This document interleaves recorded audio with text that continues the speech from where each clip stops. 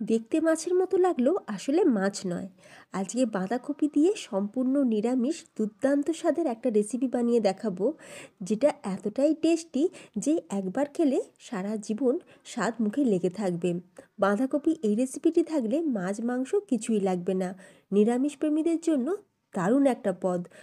গরমাগরম ভাতের সাথে হোক বা রুটির সাথে দারুণ লাগে খেতে। নমস্কার, বেঙ্গলি পাকশালায় আরও একটা দারুণ স্বাদের রেসিপিতে তোমাদের সকলকে স্বাগত। তো দুর্দান্ত স্বাদের বাঁধাকপি এই রেসিপিটি বানানোর জন্য এখানে একটা বাঁধাকপির হাফ আমি কেটে নিয়েছি।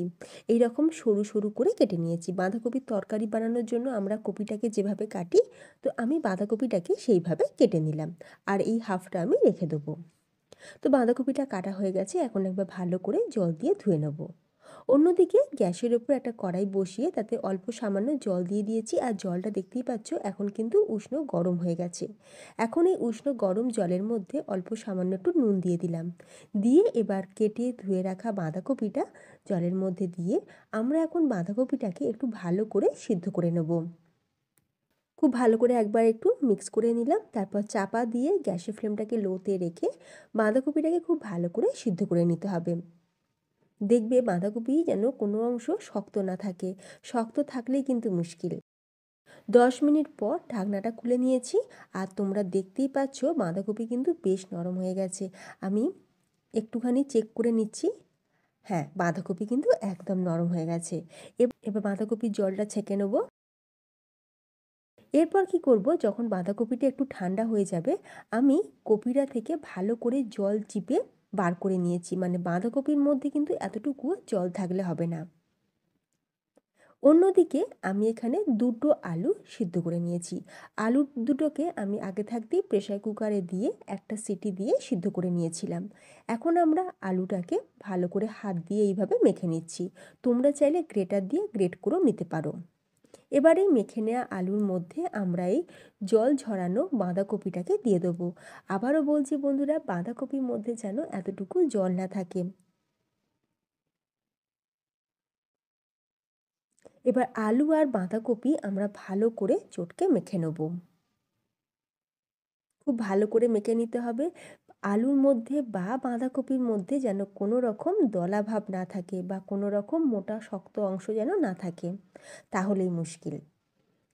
এবার বাইন্ডিংয়ের জন্য আমি দিয়ে দিচ্ছি ময়দা। এখানে আমি বড় হাতার 1 হাতা ময়দা নিয়ে নিলাম, আর বড় হাতার 1 হাতা নিয়ে নিচ্ছি বেসন। ময়দার বদলে তোমরা চালের গুঁড়ো ব্যবহার করতে পারো। এরপর কিছু গুঁড়ো মশলা দিয়ে দেবো। প্রথমেই কালারের জন্য দিয়ে দিলাম হাফ চা চামচ হলুদ।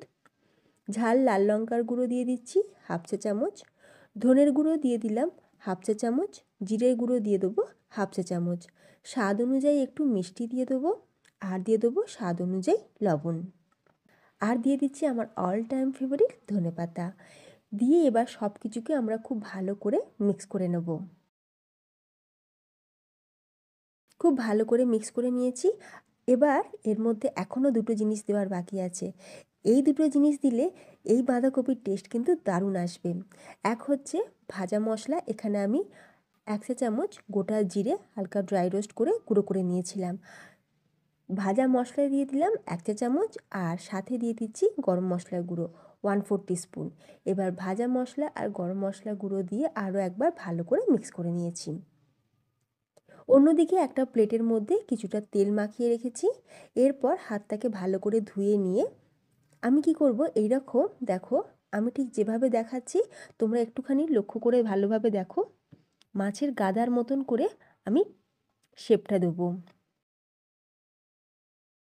না, আমরা যেমন মাছের গাদা বার করি, তো সেই রকম কিন্তু আমি শেপটা দিয়ে নিলাম। কি লাগছে না বন্ধুরা, পুরো একদম মাছের মতন দেখতে। তো আমি ওই জন্যই বলেছিলাম মাছের মতন দেখতে হলেও মাছ নয়, নিরামিষ মাছের রেসিপি আজকে তোমাদের সাথে শেয়ার করছি, সেটা আবার বাঁধাকপি দিয়ে। তো বানানো দেখো বন্ধুরা খুবই সহজ। হাতটা শুধু একটুখানি ভিজিয়ে নিতে হবে, তাহলে দেখবে হাতের মধ্যে লাগবে না। আর এইভাবে প্লেটের ওপর রেখে মাছের যেরকম ঠিক একটুখানি গর্ত মতন থাকে ওই রকম আঙুল দিয়ে একটু গর্ত করে নিলাম। তো দেখতেই পাচ্ছ কত সুন্দর দেখতে হয়েছে, পুরো একদম মাছের গাদার মতন পিসগুলো লাগছে। একই রকমভাবে সবকটা আমি বানিয়ে নিয়েছি। সবকটা বানানো হয়ে যাওয়ার পর আমরা এবার এগুলোকে তেলে ভেজে নেব।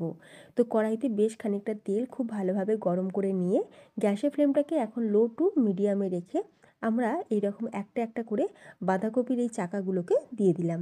দিয়ে এবার উল্টে পাল্টে এগুলোকে একটু লাল লাল করে ভেজে নেব। গ্যাসের ফ্লেম কিন্তু হাইতে দেবে না, তাহলে ওপরটা কালার এসে যাবে কিন্তু ভেতর থেকে কাঁচা থেকে যাবে, হালকা একটা স্মেলও থাকবে বেসনের। তো বেসনের কাঁচা গন্ধ যাতে না থাকে আর এগুলো যাতে প্রপারলি কুক হয় সেই জন্য আমরা কিন্তু গ্যাসের ফ্লেমটাকে লো টু মিডিয়ামে রেখে খুব ভালো করে এগুলোকে লাল লাল করে ভেজে নিয়েছি। কি বন্ধুরা, লাগছে না একদম পুরো মাছের চাকা? তো এগুলো ভাজা হয়ে গেছে, তুলে রেখে দিলাম। কড়াই থেকে তেলটাও আমি তুলে রেখে দিয়েছি। এবার আমি কড়াইতে দিয়ে দিলাম সর্ষের তেল। তেলটা খুব ভালোভাবে গরম হয়ে যেতে ফোড়নে দিয়ে দিলাম গোটা গরম মশলা, ছোটো এলাচ, লবঙ্গ, দারচিনি, একটা তেজপাতা আর একটা বড় এলাচ একটু থেতো করে দিয়ে দিয়েছি। এরপর আদা আর কাঁচা লঙ্কা আমি এটা সুন্দর করে পেস্ট করে নেব। হাফ ইঞ্চি আদা আর 6টা থেকে 7টা কাঁচা লঙ্কা ঝালের জন্য দিয়ে দিলাম। এবার আদা আর কাঁচা লঙ্কাটা সুন্দর করে পেস্ট করে নিয়ে দিয়ে দিলাম আমরা তেলের মধ্যে।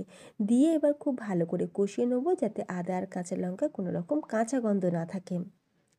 খুব ভালোভাবে কষানো হয়ে গেলে সাইড থেকে যখন তেল ছেড়ে দেবে তখন দিয়ে দেবো স্বাদ অনুযায়ী নুন, হলুদ গুঁড়ো, ঝালের জন্য দিয়ে দিচ্ছি লাল লঙ্কার গুঁড়ো, ধনের গুঁড়ো দিয়ে দিলাম 1 চা চামচ পরিমাণে, আর দিয়ে দিচ্ছি একটা বড় সাইজের টমেটো। এবার খুব ভালো করে আমরা আরও একবার ভালো করে কষিয়ে নেব। টমেটো তাড়াতাড়ি যাতে নরম হয়ে যায় সেই জন্য একটু চাপা দিয়ে আমরা মশলাটা খুব ভালো করে কষিয়ে নেব। গ্যাসের ফ্লেম কিন্তু একদম লোতে রাখতে হবে। 2 মিনিট পর ঢাকনাটা খুলে দিলাম। টমেটো দেখতেই পাচ্ছ খুব ভালোভাবে কিন্তু গলেও গেছে। আরও কিছুক্ষণ একটু ভালো করে ভাজা ভাজা করে নেওয়ার পর দিয়ে দেবো এখানে কাজু বাদাম বাটা। এখানে আমি 8-9টা মতন কাজু বাদাম আগে থাকতেই জলে ভিজিয়ে রেখেছিলাম, তারপরে কাজু বাদামটা সুন্দর করে পেস্ট করে নিয়েছি। অল্প সামান্য জল দিয়ে কাজু বাদামটা সুন্দর করে পেস্ট করে নিয়ে এখন আমরা কাজু বাদাম বাটা দিয়ে দিলাম আর মিক্সি জার ধোয়া সামান্য পরিমাণে একটু জল দিয়ে দিলাম। গ্যাসের ফ্লেমটাকে লোতে রেখে খুব ভালো করে আমরা মশলাটাকে কষিয়ে নেব। যেহেতু কাজু বাদাম দেওয়া আছে এই সময় কিন্তু কন্টিনিউ নাড়তে হবে, না হলে মশলাটা কড়াইয়ের নিচে লেগেও যেতে পারে। যখন দেখবে মশলা থেকে তেল ছেড়ে দেবে এবার আমরা এর মধ্যে দিয়ে দিচ্ছি উষ্ণ গরম জল। এখানে 2 কাপ পরিমাণে উষ্ণ গরম জল দিয়ে দেবো।